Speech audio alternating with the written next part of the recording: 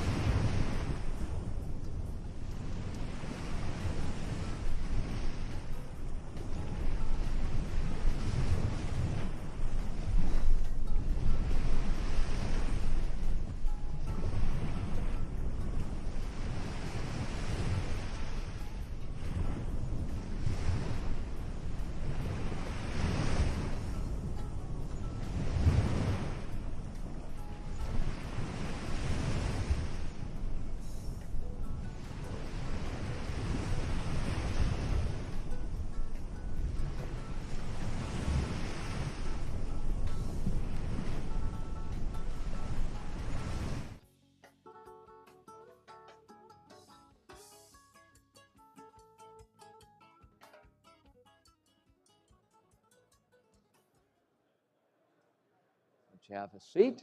Okay. So we want to welcome everybody. Come on in. We're going to get started. Glad to see everybody. My name is Steve Westley. I've been active in California politics for the last 40 years. In 2002, I was elected controller and chief financial officer of the state of California, the world's fifth largest economy. I ran for governor as a Democrat in 2006. I lost by 4 points. My wife was delighted. I came back to Silicon Valley and founded one of the largest venture firms in the sustainability area. What we're going to do today, I think, is going to be a fascinating discussion. I'm going to provide a quick level setting of what's going on in the state of California, what is working, what's not, and how we fix it. Then we're going to jump into a fireside chat with a person I believe is one of the most thoughtful voices on California public policy and politics, and that is Dan Schnur. He is a distinguished faculty member at USC and Cal Berkeley. Not easy to pull off that one. He's run for statewide office himself. He's a registered independent, thoughtful writer, really knows politics as well as anybody. And what I'm going to do is after I give you this quick level set fireside chat, then we're going to come to you. And we're going to spend the last half of this giving you a chance to ask questions. What does it take to make California all it can be? What's going wrong? How do we fix it? Why is it not working? So with that, I'm going to jump right in. A lot of people love to say the wheels are coming off in California. The place is a mess. Not true. There is no state in the union, no country on the planet that would not change its place with California. By the way, you're welcome to take any pictures, and if you want, give me your card, and I'll send you the whole darn presentation. Or you can do both. Ponder this. Of the 10 largest market cap companies in the world, the most successful, the biggest, 5 are in California. 0 in Europe. 0 in New York. We are leading the world. Look at this. We are the world's 5th largest economy. Within the next quarter or two, we are about to move up and displace Germany as the world's 4th largest economy. Why? Because their auto industry is crumbling. They did not get the memo about the future. And what's shocking here is most people don't understand Germany, 83 million people. California, 39 million. The average California worker is twice as productive as the most successful Western European economies. We have a lot going for us. On top of all this, we're the global innovation leader. The challenge is our education is a mess, K through 12. We rank 40th in math, 37th in English. This is a disgrace. It would be malpractice in most businesses. Wealthiest state, worst performance. We've got huge, I don't need to tell you, especially in Santa Monica, homelessness and housing problems. To build a home in California costs close to twice the national average. That is not a progressive thing to be proud of. And third, on business climate, and again, I'm a lifelong Democrat here, our business climate is failing. We rank statistically 51st out of 50 states. How is this possible? They count Puerto Rico, and we're behind them. We're behind everybody. And this is not a Democrat versus Republican. We rank dead last. And that means people and companies are moving out of the state today at record numbers. I will show you the data. And that's not a progressive thing, because it means there's less money for public education, healthcare, and all the things we care about. So those are the problems. I just want you to see here, because I want to level set with the numbers. What's going on here? That green line, that is how much we have increased education per student on a percentage basis over the last decade. The gray line, it's always key to do the comparison, that's inflation. So like we're above and beyond inflation and in education spending by a dramatic amount, and the scores are in orange or blue. This is like the New York Yankees pay cap and finishing last place, folks. So these are the things we need to fix. Home building. Every candidate for political office stands up and says, home building will be my #1 priority. Number one, we've got to build more home building, bring prices down for young people, poor people. And this black line is what you have to be each year just to break even. But we're not at break even. And we're underbuilding every year. I assume you all know this because you're voting and paying attention. Every year, our housing problem is worse. Elected officials saying it's their #1 priority. What's the disconnect? I'm going to give you the quick answer, and remember, I'm a lifelong Democrat. The Democrats control the legislature. They all talk a good game on housing, but there's two big issues you need to get over, something called CEQA, the California Environmental Quality Act, and something called prevailing wage. Until you change those two things, you don't build more housing.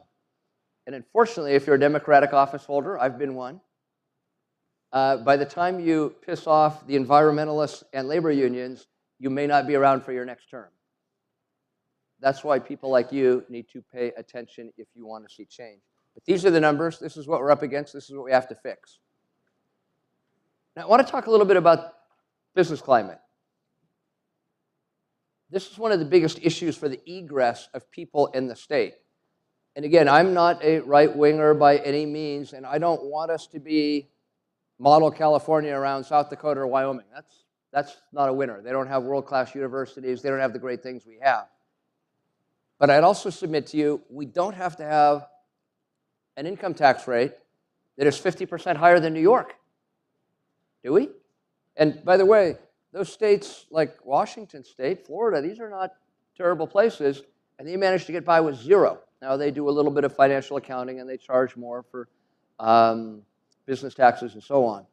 But I just wanted you to see the facts of how California, the greatest state in the world, the global innovation leader, is underperforming. Why? Largely because the special interests are paying attention, and we're not. So I'm just going to show you two last slides and then throw it over. If you don't believe me about wealthy people who are saying, gee whiz, why am I paying, forget more taxes than any other state, but 50% more than the people in New York, that's a pretty blue state. We're even ahead of Massachusetts. Who's leaving the state faster than anybody? Well, it's the highest net income earners.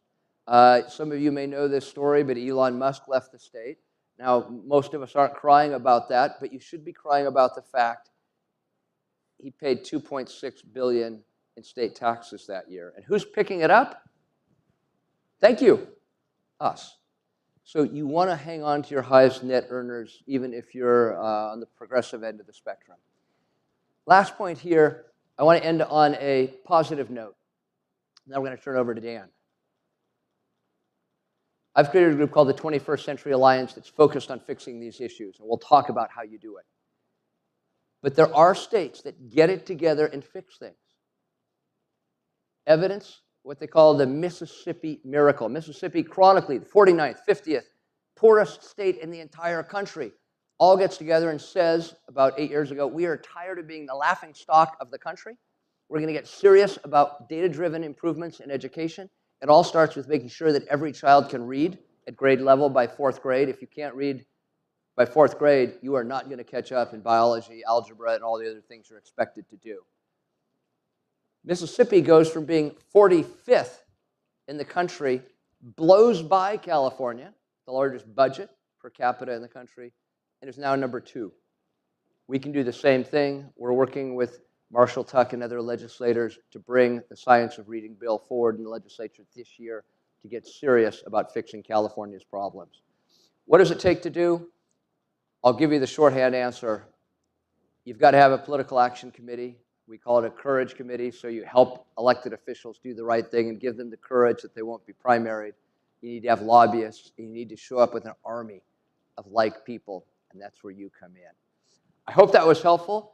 Dan, you've been involved in public office and politics for 30 years, I think, that I've known you.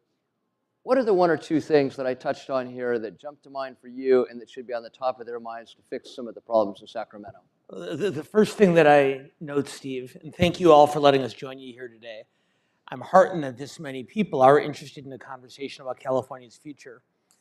And I'm a little bit daunted that we have 19 and a half minutes to fix it. So that might be a bit challenging. You can do it. What struck me more than anything else was that last slide. I have nothing against Mississippi, and I applaud the work that they've done. Steve, you referred briefly to science-based learning.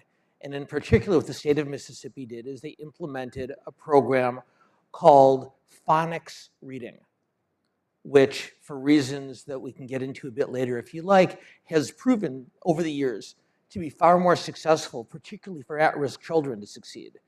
But the other thing they did, and we can come back to this, Steve, if you like, is accountability.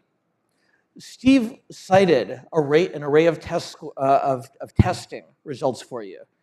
But I'd like to go a step further on those testing results and give you a better sense, not of what we're measuring, but even before that, how we're measuring it. Currently, every California 4th and 8th grader takes a required standardized test in reading, in science, and in math. And you saw the results here. But let's talk about the assessment. There are 4 standards that are applied in assessing these students' academic work. The 4 standards are as follows: standard exceeded, standard met, standard nearly met, standard not met. So I think you would agree that sounds more than a bit amorphous. And if you were to grade your employees on a scale like that, there would not only be precious little incentive for improvement, but there'd be even less way of determining which of your employees was succeeding and which wasn't. But let's take this a step further. Our State Board of Education has now proposed a new set of 4 standards as follows: advanced, proficient, foundational, and finally, inconsistent. And we have one member of our State Board of Education who actually thinks that inconsistent is a bit too negative. So they would suggest instead that 4th category simply being labeled as developing. Advanced, proficient, foundational, and developing. And just last week, they began to consider another alternative for standards. These are as follows: advanced, proficient, basic, below basic. So even before we talk about what our students are learning, once we understand that there's a system in place, almost specifically and almost intentionally designed to keep us from knowing what they're learning, it becomes a lot easier to see that a state like Mississippi that has implemented more rigorous accountability standards has rocketed up these charts so quickly. So we only have a half hour here, and what I'd love to do is just do a quick maybe lightning round to ask you a few questions I know you've thought about, and then in about 3 minutes come back to you for any questions you might have. So, Dan, I think a lot of people here kind of know what the answers are, and you're wondering, why aren't we doing them, like building more housing? What do you think is the #1 issue that's holding our legislature back from doing the right things, even when the answer is pretty apparent? Okay. So the New York sociologist Jonathan Haidt likes to say that the worst number of political parties to have is 1. He says the second worst number of political parties to have is 2, because it forces us into a binary set of choices, which does not reflect any other set of choices we make in our professional or personal lives. I tell my students about what it was like having 3 television networks, 5 buttons on the car radio. I might as well be talking to them about the butter churn and the 8-track tape player. The idea of a finite number of choices is just inconceivable to them. Yet that's the way our political system works. So the place where we tend to end up is thinking, well, let's just start a third party. The problem there is you might want to start a third party that is socially progressive and economically conservative.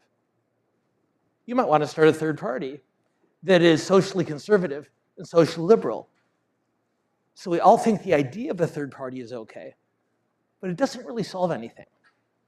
So here in California, the deep blue state, I would argue to you that there are 2 political parties. As it happens, they are both Democratic parties.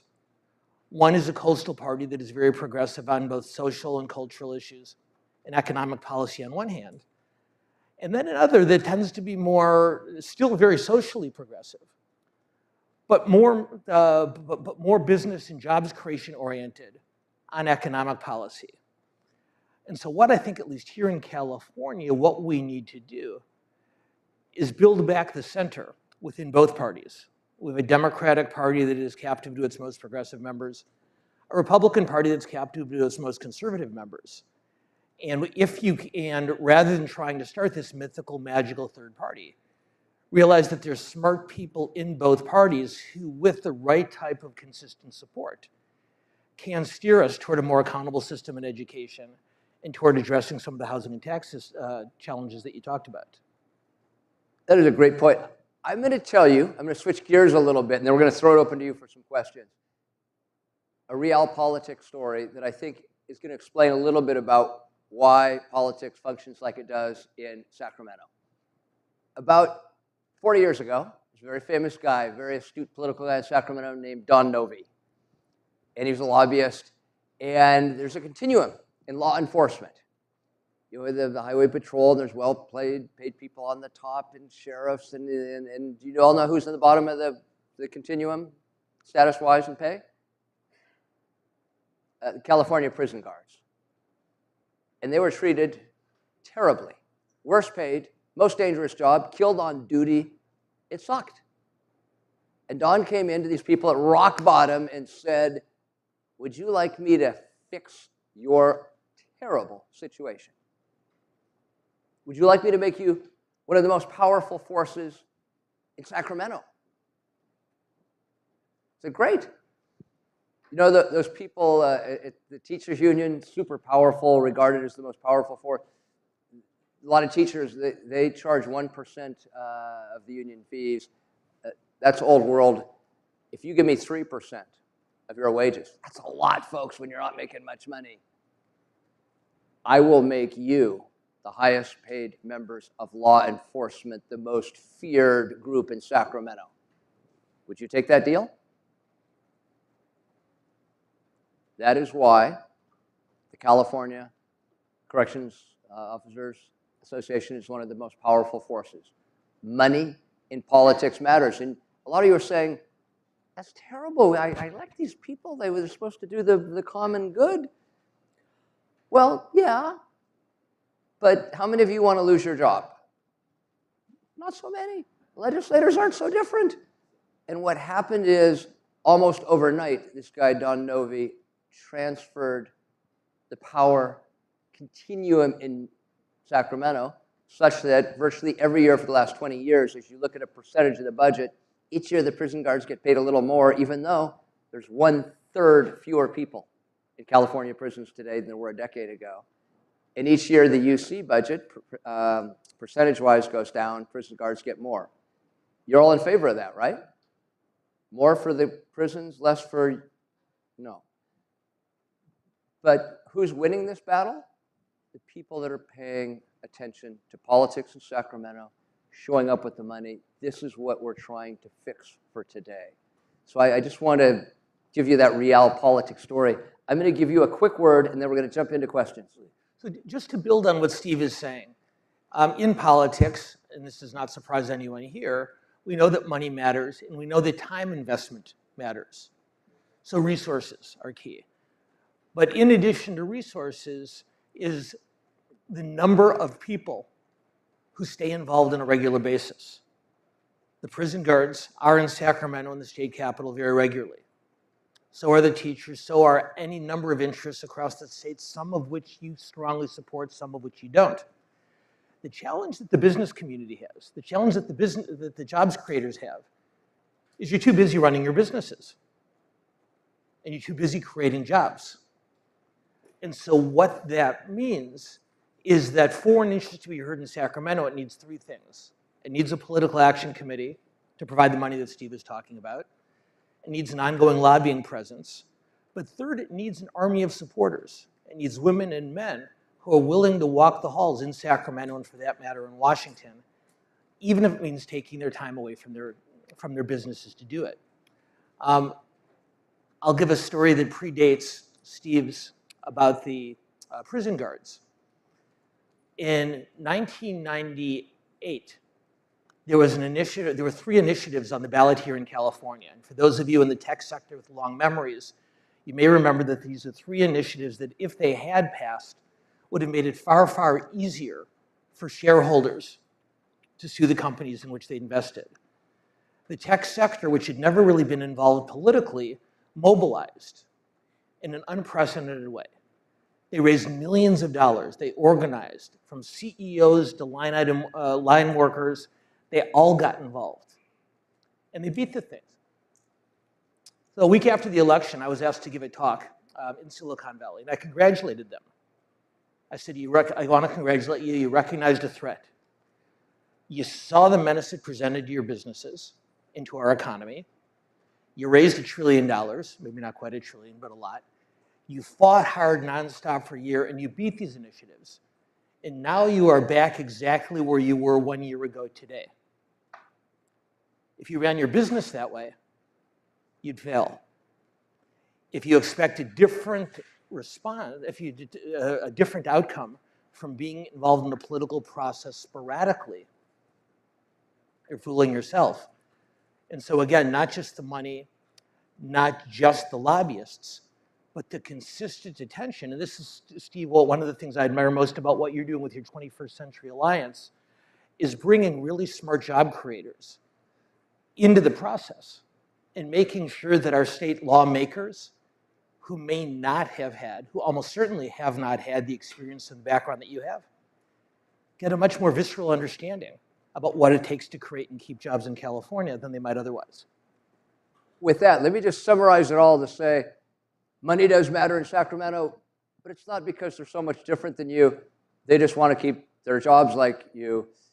The second thing is, in a democracy, it's just like a muscle. You're either a participant or you're a victim.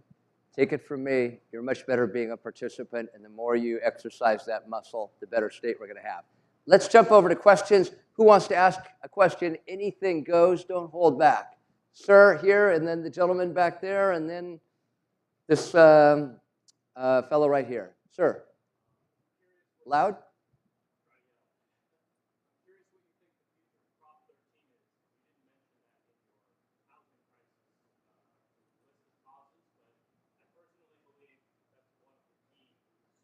Yeah. So I'm going to repeat all the questions. Question is, what about the future of Prop 13?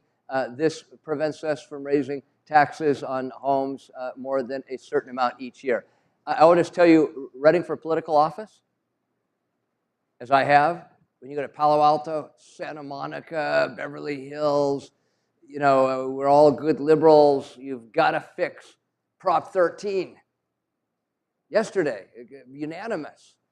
And you go out and campaign in the other 57 counties of the state, and they say, if you touch Prop 13, I will kill you. So that's kind of the conundrum. Over time, what I want all of you to recognize, and I'm delighted to see how many people there here are today, and a lot of you are younger, what Prop 13 really is a disproportionate tax on younger people who pay the most for buying a home, and a lot of the older people who've been in a home. I've had our home for 27 years. God bless you for subsidizing me. It's not fair. It is really a tax on younger people. That is why I want you to be active. Probably not the votes yet to change that. Someday it may be fixed. Dan, anything you'd say about Prop 13? Just very quickly, because we're low on time, the greatest challenge in California's housing crisis, as we all know, is affordability, which means if you lift the ceiling on property taxes, the cost of housing then increases. And so therefore, housing becomes even less affordable as time passes. So I think your broader question, your broader point is the right one.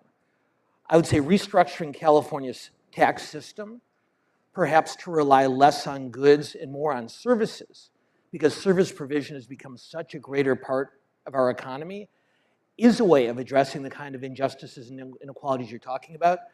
I'd be reluctant to, even in the short run, allow housing costs to go up because property taxes drive them upward. Yeah. Again, on this housing issue, number one thing to do with housing, you must build more housing. There's a big opportunity now as you rebuild in Malibu. Especially if you're a young person, the way to get lower cost housing is to build more of it and reduce some of the regulations. The gentleman right here with the beard.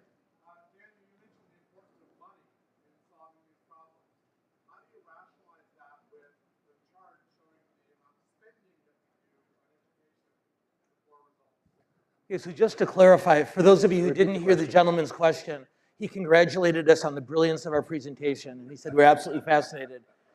It's a little embarrassing, sir. I wish he hadn't done that. But he then went on to ask, he said, Dan, you talked about the importance of spending, but why, if spending money is that important, why aren't our schools doing better? And I just want to clarify, when I was talking about spending, as cynical as it sounds, I was actually talking about political spending in order to make sure that your voice is heard the way it deserves to. While spending on education is part of the solution, it's not the only part of the solution. And I think higher standards and reforms that don't cost a great deal of additional money have been what California's barriers are, or what California's barriers represent. So what I would say very quickly, for example, is Mississippi, because they employ those standards of accountability, are they spending more money than they used to? Sure. But just like you and your business, you don't spend money without measuring how effective it is or it isn't. To me, the spending, along with the accountability and the reform, becomes even more important. So I apologize for my lack of clarification. When I was talking about the importance of money, while it's helpful in schools, it's necessary in terms of political engagement. Was the obstacle to the accountability? I didn't come here as a partisan, but what I will say is that generally guardians of the status quo, primarily organized labor, like a system in which their members are not held accountable for the success or failure of their students. And because they not only spend a great deal of money and employ a great number of lobbyists, but because they're much more regularly and consistently involved than the reform community and job creators, they tend to get their way. I want to get in a few more questions. Just the short answer is there's been a massive disconnect in California between being progressive and that meaning you can't have any accountability. I'm all in favor of environmental standards and progressive social issues, but that does not mean we can't have the highest standards for our schools, or we can't push to have the lowest cost housing. Do not accept that disconnect. If you're a progressive, great. You can still demand accountability. We have this gentleman here, and then there was someone else over this fellow right here. Two more questions. We'll give you shorter answers. Go.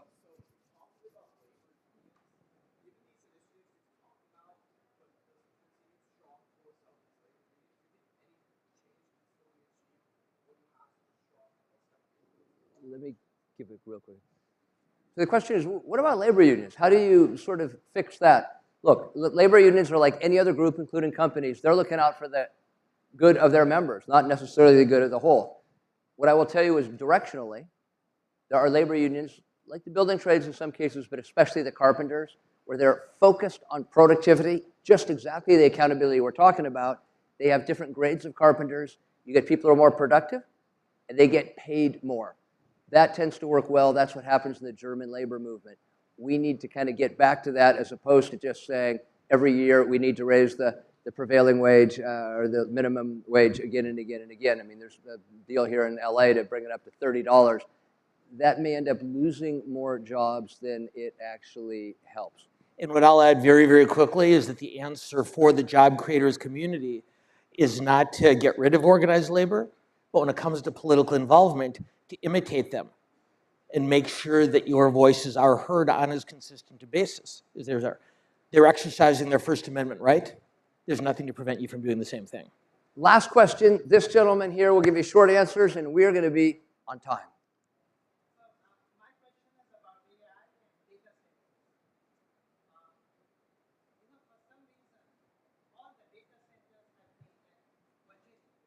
Yeah.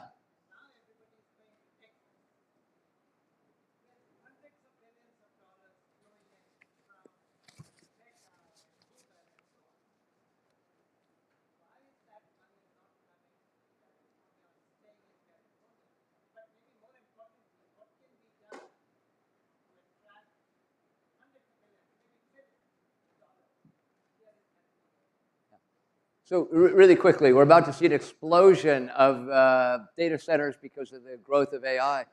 The primary reason these are going out of state is we have some of the highest energy costs in the country. We need to fix that. That is the subject of the presentation I'm going to give at 2:30. Come back for that. But a lot of the data centers in the country are going to Virginia, Texas, Arizona, and that's a shame. Anything quick on AI? That was shameless but impressive. What I'll tell you is the reason California has been the technology capital of the country and the world for so many years is because of our historic investment in higher education. That investment is waning. We're living on the past. To me, what was the most interesting and important thing about the first slide that Steve showed was not that 5 out of the 10 largest grossing companies in the world are based in California, but 5 out of the 10 largest tech companies in the world are not based here.